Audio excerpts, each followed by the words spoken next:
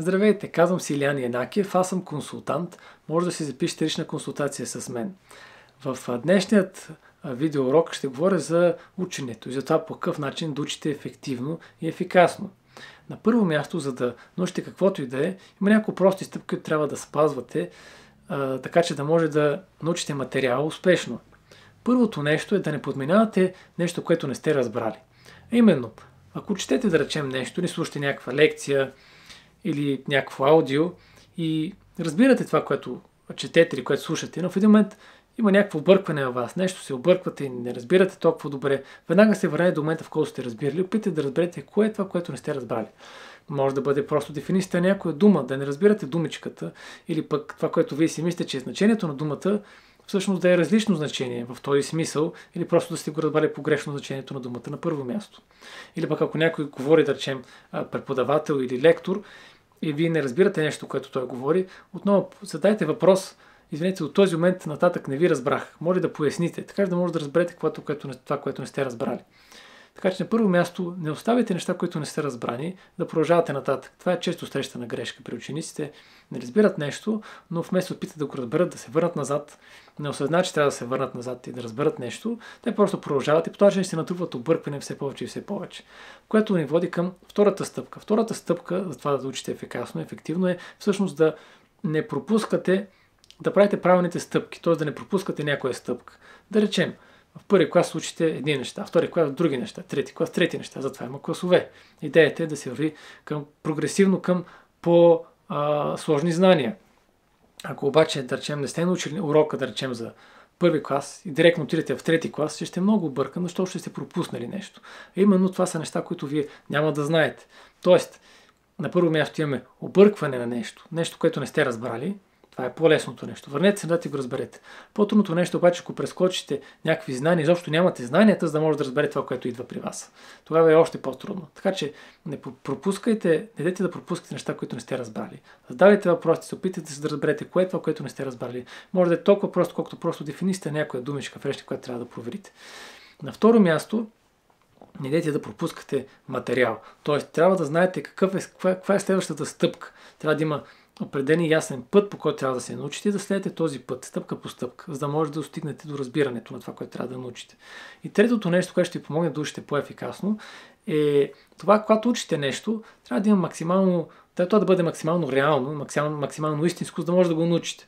Например, ако учите за това как се кара, да речем, трактор. Никога не сте виждали дори трактор през живота си. Ще бъде сложно да трябва да гледате някакви видеоклипчета, някой кара трактор, може би да четете някакво път или някаква книга на тази тема, но това ще бъде някак абстрактно. Много по-лесно ще бъде, ако един тракторист ви покаже как се кара трактор, като седнете вътре, влезете в него, той покаже тази ръчка тук се дърва по този начин, това служи за еди какво си и така нататък и така нататък.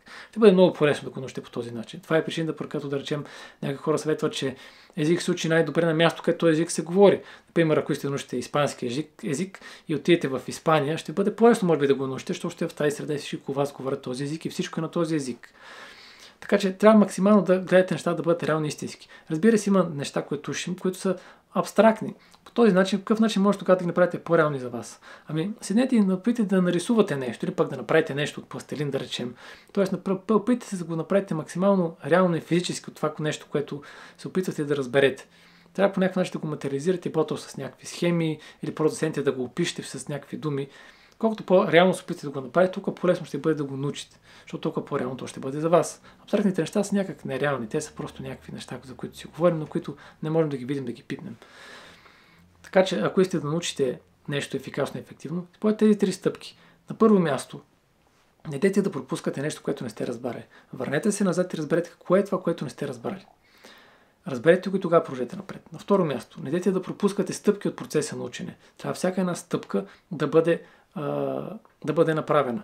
Тоест, едно нещо, което трябва да се научи, трябва да има определени стъпки, определена градация, по която трябва да се научи това нещо. Не дайте да пропускате нито една градация. За да добиете всичко знание, което трябва да добиете, и за да не останете объркани от нещо. И на трето място, опитайте се да го направите максимално реално и истинско. Ако можете да отидете на място да се доближите от това нещо, което искате да разберете, но чудесно, направете го. Ако пък това нещо, което трябва да научите, е твърде абстрактно, тогава се опитайте по някакъв начин да го пресъздадете. Да с хартия по някакъв начин, нещо да направите физически, някаква схема, нещо да нарисувате, така че да може да си го представите по някакъв начин, така че да е по-реално за вас. Ако искате да учите ефективно, пред тези 3 неща. Това са най-важните стъпки към ученето. Обаче има и още нещо, което също ще ви помогне за това да научите, Когато правите тези 3 стъпки, ще може да научите каквото и да е. Но въпреки това, пак има опасност да не научите правилното нещо или пък да предполагате, че това, което сте научили е вярно, да се окаже, че това, което сте научили не е вярно и не е истината за това, което искате да научите. Поради тази причина има други неща, които трябва да направите, за да може да достигнете до истината за това, което искате да научите и по този начин да имате разбирането на това, което искате да научите. Искате да научите нещо, каквато и да е темата. Не дейте просто да вземете една книга, просто е така, някаква книга, която ви привлека вниманието, или да питате просто някой човек, или да гледате някаква клипче и така нататък. Ами вместо това, опитайте се да разберете всичко, което можете за тази тема. Това може да отнеме повече време, но ако търсите истината и искате наистина да разберете нещо, това е процес да го направите. Това е причината, поради която, да речем, ако учите някакъв предмет в университет, да речем, ще ви отнеме между 2, 5, 7 години дори за да го научите, за да може да разгърнете максимално вниманието си и да разберете максимално добре този предмет. Какво трябва да направите? Да разберете купете всяка една книга, която може да купите на този предмет, например. Или всеки един курс, който може да запишете за този предмет. Тоест максимално много информация трябва да получите. Трябва да си разширите вниманието и да видите възможно най-много неща, които имат свързани с този предмет. Да вземем всички тези неща. След което трябва да изследвате нещата задълбочено, което е второто нещо. Тоест, взимате една книга и я прочитате. Прочитате следващата книга, прочитате следващата книга. И трето нещо, което трябва да правите, е да не предполагате нищо или да изключвате предположението, което правите. Например, просто си учите някакъв нов предмет. Вие ще имате някакви мисли в главата си от този предмет, какъв е той, дали ще бъде лесен, дали ще бъде труден или по какъв начин вие го разбирате този предмет. Но докато не разберете истина за този предмет, докато не сте го научили, не сте го усвоили, много нещата, които може да си представите, които може да си мислите, може да се окаже, че не са просто истини, не са просто така. Затова, когато четете една книга, които мисли да имате предвид, че това са вашите мисли, а това, което четете, е нещо друго. Т.е. трябва да разграничавате между собствените си мисловни процеси и това, което е пред вас, което е реалното и което четете или което учите от някой друг, да речем. Така че следвайте задълбочено нещата, след като си разгърне вниманието. И не дайте да предполагате нищо. Защото след като си разгърнете вниманието максимално, изпитате максимално много информация да съберете, източници на информация да съберете за този предмет, след като изследвате задълбочено и научите възможно най-много неща и възможно най-много източници от този предмет, тогава вече ще можете да се тръгнете назад и да видите голямата картинка и да разберете каква всъщност е истината за този предмет. Това ще ви предпази от това да се заблудите и от това да мислите, че сте разбрали нещо, а всъщност да не сте го разбрали. Така че след тези правила, на първо място научете се как да учите. А именно, ако има нещо, което не сте разбрали, върнете се назад, за да видите кое е това, което не сте разбрали, да си го изчистите и да може да продължите напред. След това, трябва да учите стъпка по стъпка. Не дайте да пропускате някой урок.